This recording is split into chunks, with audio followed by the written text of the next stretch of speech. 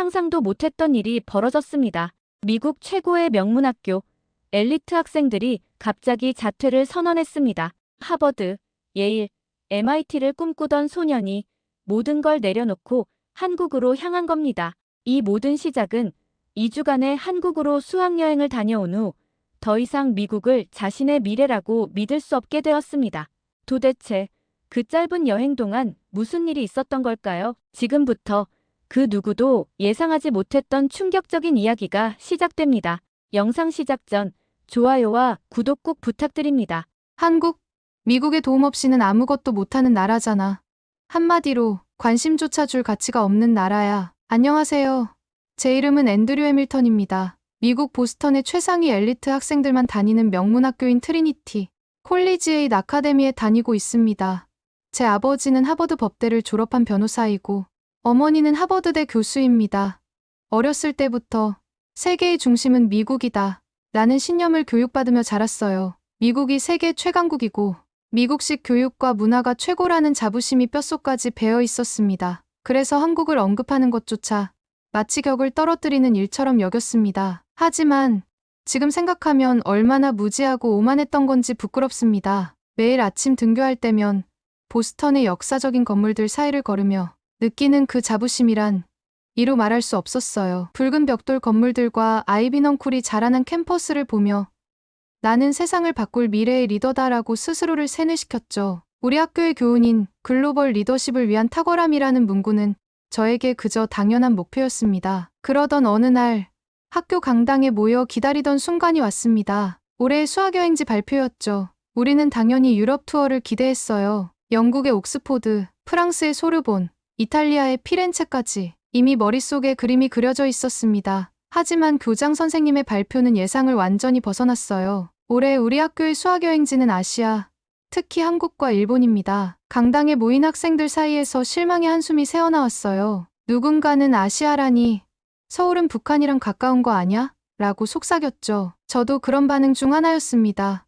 제이콥은 눈을 돌리며 최소한 도쿄는 볼만하겠지라고 말했어요. 학생들 사이에서 불만의 목소리가 커져갔어요. 유럽이 아니라고? 아시아라니. 그래도 싱가포르나 일본이라면 몰라도 한국은 왜? 그냥 스위스로 가면 안 되나? 많은 학생들이 속삭였죠. 우리는 유럽의 아름다운 건축물과 역사적인 장소들을 방문하길 원했어요. 비엔나의 음악회, 파리의 루브르 박물관, 로마의 콜로세움. 그런데 한국이라니요. 대부분의 학생들은 한국에 대해 아는 것이 거의 없었습니다. 저도 마찬가지였죠. 한국에 관한 지식이라고는 한국전쟁과 케이팝 정도였어요. 그런데 그때 교장 선생님이 스크린에 한 영상을 틀었습니다. 하버드 대학교에서 열린 글로벌 기술 세미나 영상이었어요.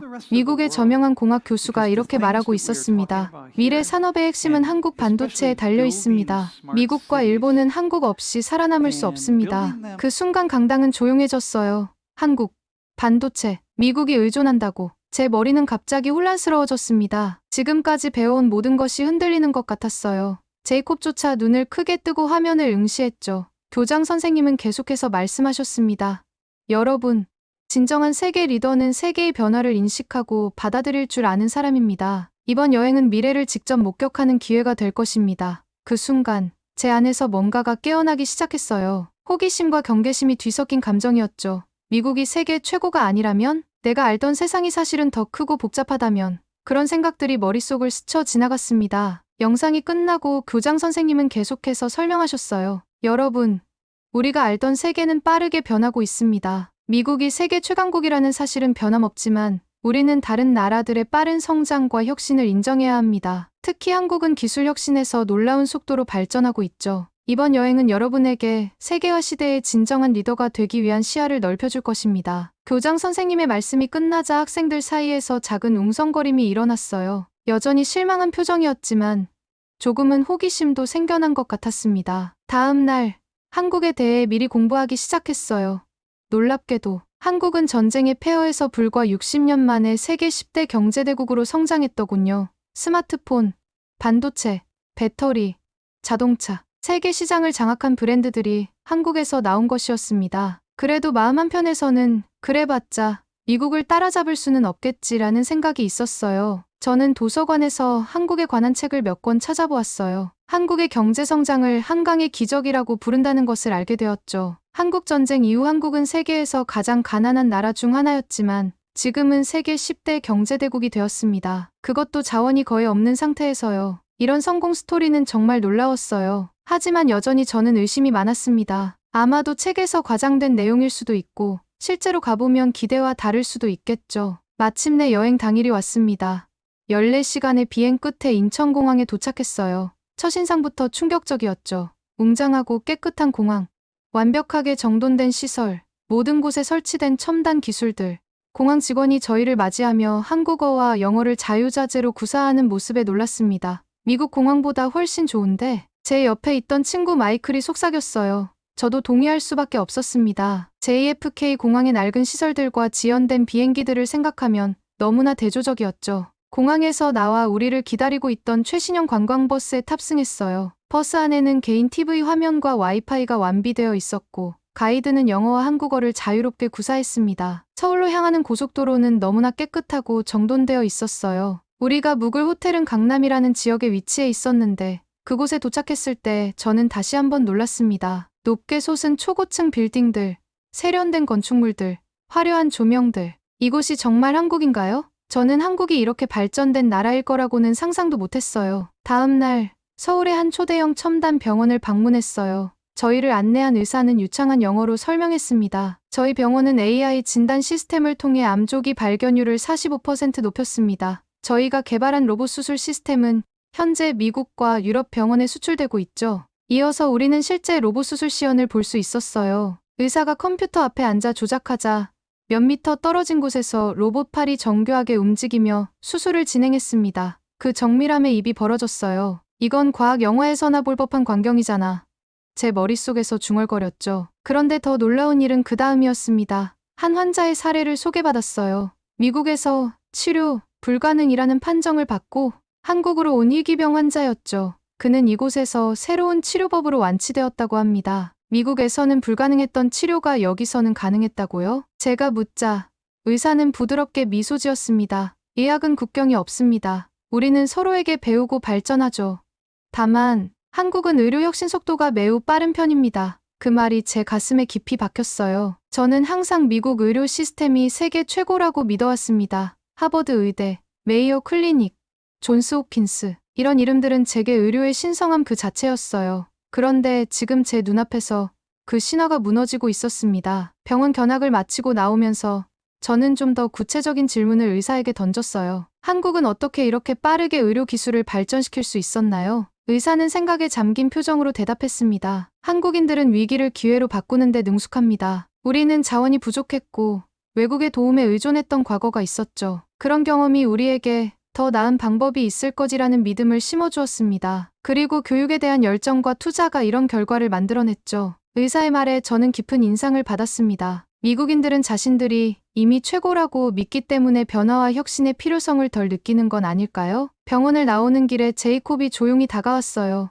평소와 달리 그의 얼굴에는 당혹감이 역력했죠. 이게 말이 돼? 우리는 한국이 개발도상국이라고 배웠잖아. 저는 고개를 저었습니다. 우리가 알던 세상이 전부가 아닌 것 같아. 그날 저녁 호텔방에 누워 천장을 바라보며 생각했어요. 내가 지금까지 얼마나 좁은 시야로 세상을 바라보고 있었던 건지 마치 커다란 진실의 조각들이 하나둘 제 앞에 떨어지고 있는 것 같았습니다. 그날 밤 저는 노트북을 열고 한국에 관한 더 많은 정보를 찾아보았어요. 한국은 민주화 과정에서도 놀라운 발전을 이루었더군요. 군사 독재 시절부터 평화적인 민주화 운동을 통해 민주주의를 이룩해냈고 세계에서 가장 성공적인 민주주의 국가 중 하나가 되었습니다. 저는 1980년대 민주화 운동의 사진들을 보며 깊은 감동을 받았어요. 그들은 자유와 민주주의를 위해 자신의 목숨을 걸었고 결국 승리했습니다. 그리고 2016년 촛불혁명의 이야기는 정말 놀라웠어요. 수백만 명의 시민들이 광장에 모여 평화적으로 부패한 정부에 항의하고 민주주의의 가치를 지켜낸 것이죠. 미국에서는 상상도 할 수 없는 일이었습니다. 다음 일정은 더 충격적이었어요. 한국의 국방산업 전시회에 초청받았죠. 순간 의아했습니다. 한국에 무기산업이 있다고? 미국이 세계 최강의 군사력을 가진 나라라는 사실은 의심할 여지가 없었기 때문이죠. 전시장에 들어서자마자 눈앞에 펼쳐진 광경에 할 말을 잃었어요. 한국이 독자 개발한 K-보람의 전투기, 현무 미사일 시스템, K-흑표 전차 등이 전시되어 있었습니다. 특히 전투기는 그 웅장함과 미래지향적 디자인에 저도 모르게 감탄사가 나왔어요. 이건 정말 한국이 만든 거예요. 제가 안내원에게 물었습니다. 네, 100% 한국 기술로 개발되었습니다. 현재 중동과 유럽, 여러 국가에 수출 계약이 진행 중이죠. 그때 옆에서 영어로 대화하는 소리가 들렸어요. 미 국방부 관계자로 보이는 사람들이었습니다. 그중 한 명이 한국 기업 관계자에게 이렇게 말하고 있었어요. 우리는 이제 한국 기술 없이는 진보할 수 없습니다. 특히 전자전 시스템에서는 한국의 기술력이 정말 놀랍습니다. 그 말을 듣는 순간 제 몸에 전기가 통한 듯했습니다. 미국이 한국에 의존한다고 제가 알던 세계 질서가 완전히 뒤집히는 것 같았어요. 미국이 세계 최강의 군사력을 가진 나라라는 믿음은 제 정체성의 일부였는데 그것이 산산이 부서지는 것 같았습니다. 전시회를 둘러보는 동안 저는 한국의 국방기술 발전에 관한 더 많은 이야기를 들었어요. 한국은 지금까지 미국으로부터 무기를 구매하는 나라였지만 이제는 자체 기술로 첨단 무기를 개발하고 있었습니다. 특히 인상적이었던 것은 한국의 드론 기술이었어요. 인공지능과 결합된 첨단 드론들은 정찰부터 공격까지 다양한 임무를 수행할 수 있었죠. 한국 기술자가 이렇게 설명했습니다. 우리는 규모는 작지만 기술력으로 승부합니다. 한국은 4차 산업혁명의 핵심 기술들을 통합하는 데 특히 뛰어나죠. 전시회 마지막에 한국방위산업청 관계자가 이렇게 말했어요. 과거 미국의 도움을 받던 나라가 이제 미국이 배워가는 나라가 되었습니다. 그 말이 제 가슴을 찌르는 듯했어요. 한편으로는 충격이었지만 또 다른 한편으로는 깊은 존경심이 피어올랐습니다. 70년 전 폐허에서 미국의 도움을 받던 나라가 이제는 미국과 어깨를 나란히 하다니 이것이 진정한 국가의 성장이 아닐까요? 제이콥은 그날 내내 말이 없었어요. 그의 얼굴에는 혼란스러움이 가득했죠. 저 역시 마찬가지였습니다. 우리의 세계관이 하루 만에 완전히 뒤집혀버린 느낌이었으니까요. 저녁 식사 시간에 저는 우리 일행을 안내하던 한국인 가이드 선생님과 이야기를 나눌 기회가 있었어요. 그는 서울대학교를 졸업하고 미국 MIT에서 공학 박사 학위를 받은 분이었습니다. 한국이 이렇게 빠르게 발전할 수 있었던 비결이 뭐라고 생각하세요? 제가 물었죠. 그는 잠시 생각하더니 이렇게 대답했습니다. 저는 한국의 빨리빨리 문화가 큰 역할을 했다고 봅니다. 우리는 항상 더 빠르게, 더 효율적으로 일하는 것을 중요시해요. 그리고 교육에 대한 열정도 큰 역할을 했죠. 한국 부모들은 자녀 교육을 위해 모든 것을 희생할 준비가 되어 있습니다. 그의 말에 저는 깊이 생각에 잠겼어요. 미국에서 교육은 중요하지만 한국만큼 사회 전체가 교육에 몰두하지는 않는 것 같았습니다. 그 다음 날은 한국의 경제 발전사를 다룬 특별 전시관을 방문했습니다. 그곳에서 본 것은 마치 기적 같았어요. 1950년대 한국전쟁 직후의 사진들은 충격적이었습니다. 폐허가 된 도시, 초가집 마을, 굶주린 아이들, 그리고 미국의 원조 물자를 받기 위해 길게 줄 선 사람들의 모습. 그런데 불과 70년 만에 이 나라는 세계 10대 경제 대국으로 성장했다니요. 스마트폰, 반도체, 자동차, 조선, 철강 등 수많은 분야에서 세계를 선도하고 있었습니다. 그것도 천연자원 하나 없이 오직 사람의 힘으로만요. 전시관 해설사는 이렇게 설명했어요. 한국은 단순히 성장한 나라가 아니라 가난을 극복하고 첨단, 기술, 문화, 경제를 동시에 이룬 전 세계 유일한 사례입니다. 그 말을 듣는 순간 제 가슴이 뜨거워졌어요. 진정한 기적이란 이런 것이 아닐까요? 절망적인 상황에서도 포기하지 않고 앞으로 나아가는 것. 그것이 바로 인간의 위대함이라는 생각이 들었습니다.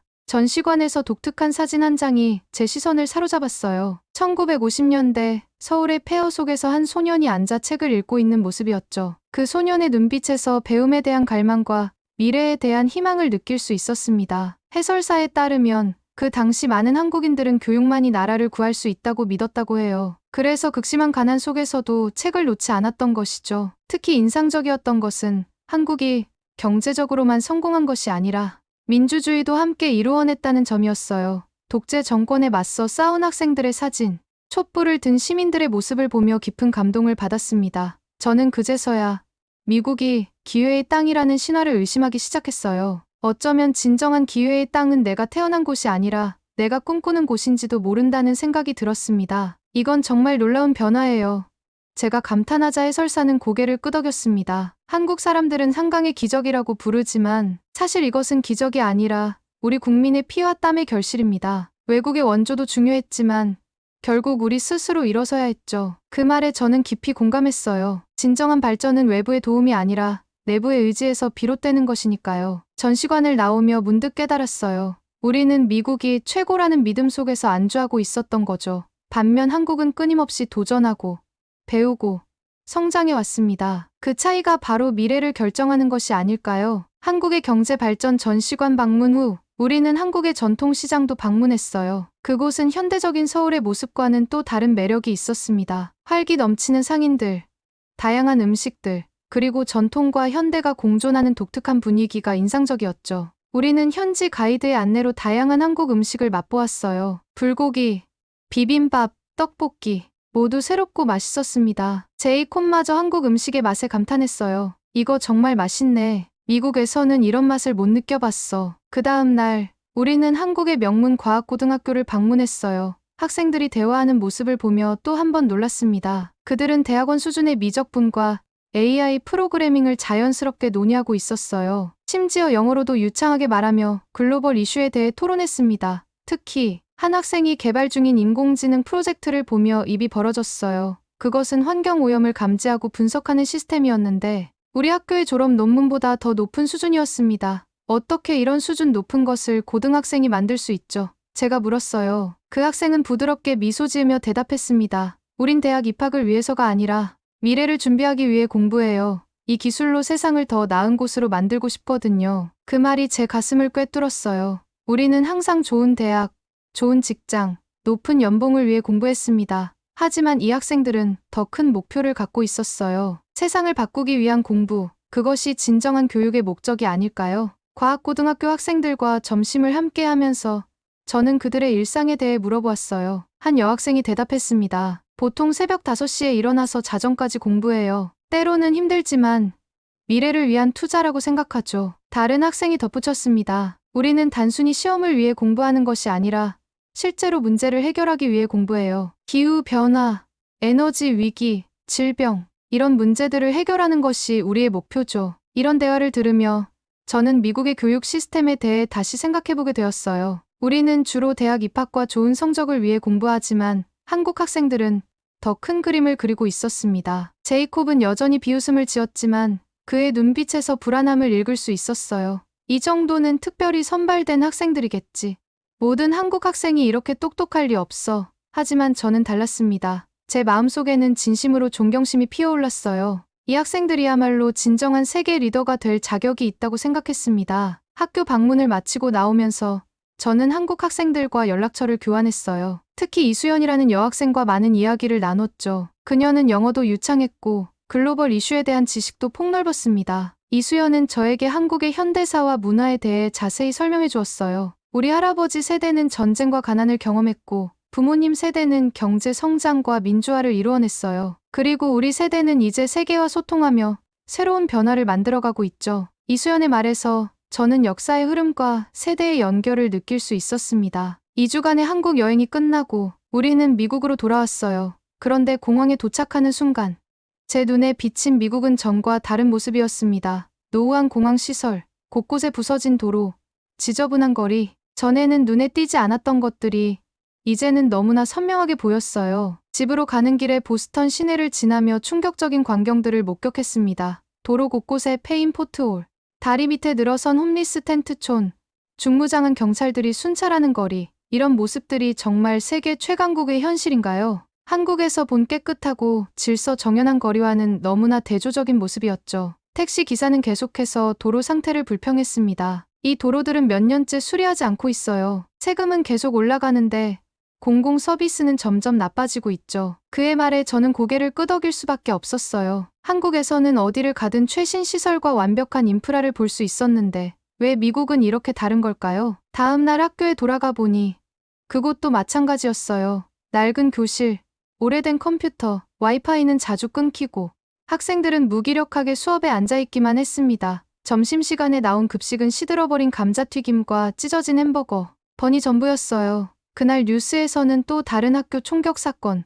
약물 중독 증가, 정치적 혼란에 대한 보도가 쏟아졌습니다. 마치 우리나라가 서서히 무너져가는 것 같았어요. 이게 세계 최강국의 현실이라면 난 미래가 없는 나라에 살고 있는 거야. 방과 후 저는 학교 도서관에 앉아 한국에서의 경험을 정리해보았어요. 제가 지금까지 믿어왔던 미국 우월주의라는 관념이 얼마나 좁은 시각이었는지 깨달았습니다. 세계는 빠르게 변하고 있고 미국만이 유일한 선진국이 아니라는 사실을 인정해야 했죠. 특히 아시아 국가들의 급속한 성장은 새로운 세계 질서를 예고하고 있었습니다. 그렇다면 미래의 리더로서 저는 어떤 선택을 해야 할까요? 그날 밤 저는 부모님 앞에 섰습니다.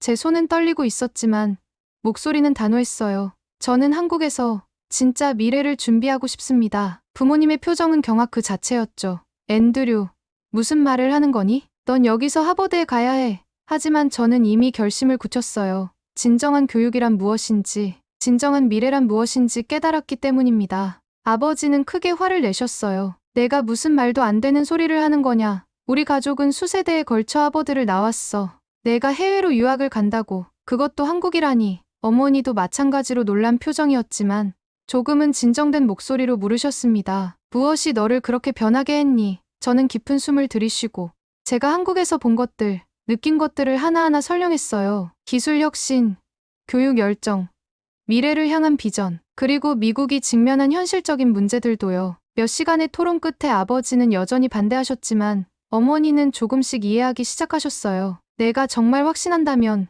좀 더 알아보자 라고 말씀하셨죠. 다음 날 어머니는 하버드의 동료 교수 중 한국 유학 경험이 있는 분을 찾아가 조언을 구하셨습니다. 그 교수님은 놀랍게도 제 선택을 지지해 주셨어요. 앤드류가 글로벌 시각을 가지려 한다면 그것은 매우 현명한 결정입니다. 미래의 리더는 다양한 문화와 관점을 이해해야 하니까요. 2주간의 여행으로 제 인생은 완전히 바뀌었어요. 제가 본 한국은 지금 세계의 미래를 만들어가고 있어요. 저는 그곳에서 배우고 성장하고 싶습니다.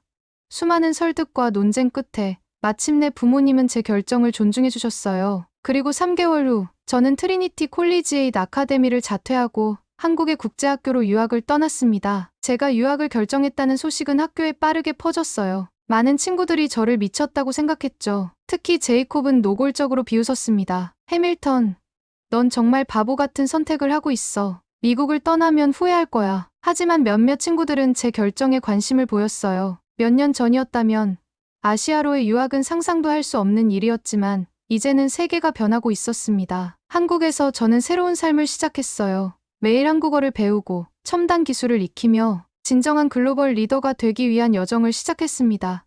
특히 한국 여행 중에 만난 이수연이라는 친구와 다시 만나 많은 도움을 받았어요. 이수연은 늘 이렇게 말했습니다. 앤드류, 넌 두 문화를 모두 이해하는 특별한 사람이야. 그건 정말 큰 강점이지. 그 말에 저는 깊이 공감했어요. 저는 이제 미국과 한국 두 나라의 장점을 모두 배우고 있었습니다. 한국 생활 초기에는 적응하기 힘든 부분도 많았어요. 언어 장벽, 문화적 차이, 음식, 모든 것이 새롭고 도전적이었습니다. 하지만 한국 친구들과 선생님들의 따뜻한 환대 덕분에 저는 점점 한국 생활에 적응해 갔어요. 특히 이수연의 가족은 저를 자주 집으로 초대해 한국 문화를 경험할 수 있게 해주었습니다. 명절에는 전통 음식을 만들고 주말에는 한국의 역사적인 장소들을 방문했죠. 이런 경험들을 통해 저는 한국을 더 깊이 이해하게 되었어요. 그리고 결심했죠. 나는 한국과 미국을 잇는 다리가 될 거야. 그리고 진짜 세계를 바꿀 거야. 미국에 남은 제이콥으로부터 가끔 메시지가 왔어요. 처음에는 조롱하는 투였지만 점점 그의 어조가 바뀌었습니다. 그는 제 선택이 옳았다는 것을 알게 된 것 같았어요. 하지만 이미 우리의 길은 완전히 달라져 있었습니다. 6개월 후 제이콥에게서 놀라운 메시지가 왔어요. 앤드류, 내가 맞았어. 미국이 변화해야 한다는 걸 이제 알겠어. 나도 내년에 해외 유학을 생각하고 있어. 그의 메시지를 읽고 저는 미소를 지었습니다. 변화는 한 사람에서 시작해 점점 퍼져나가는 것 같았어요. 몇몇 다른 친구들도 비슷한 생각을 하고 있다는 소식이 들려왔습니다. 지금 저는 한국에서 살아가며 매일 새로운 도전을 마주하고 있어요. 때로는 어렵고 힘들지만 이곳에서 제가 진정으로 성장하고 있다는 것을 느낍니다. 과거의 앤드류라면 상상도 못했을 방식으로 세상을 바라보게 되었죠. 가끔 보스턴의 붉은 벽돌 건물들이 그립기도 합니다. 하지만 그때마다 서울의 한강변을 산책하며 생각해요. 진정한 미래는 과거의 영광에 안주하는 것이 아니라 끊임없이 도전하고 발전하는 것이라고요. 저는 이제 과거가 아닌 미래를 바라보는 진정한 세계 시민으로 성장해 나가고 있습니다. 그리고 이 모든 변화는 단 2주간의 한국 여행에서 시작되었죠. 인생이란 참 예측할 수 없는 것 같아요. 어쩌면 그것이 인생의 아름다움이 아닐까요? 앞으로의 여정이 어떻게 펼쳐질지는 아무도 모릅니다. 하지만 한 가지 확실한 것은 저는 두려움 없이 그 여정을 계속할 것이라는 점입니다. 그리고 언젠가는 제가 한국과 미국, 그리고 전 세계를 연결하는 다리가 되어 더 나은 세상을 만드는 데 기여하고 싶습니다. 그것이 제가 꿈꾸는 미래입니다. 지금까지 앤드류 해밀턴이었습니다. 제 사연을 들어주셔서 감사합니다. 마지막으로 1초밖에 걸리지 않는 구독과 좋아요, 알림 설정은 영상 제작에 큰 힘이 됩니다. 항상 여러분들과 감동적인 사연을 나누고 싶은 감동의 수다입니다. 댓글로 여러분의 생각과 소중한 이야기를 남겨주세요. 오늘도 건강한 하루 보내세요.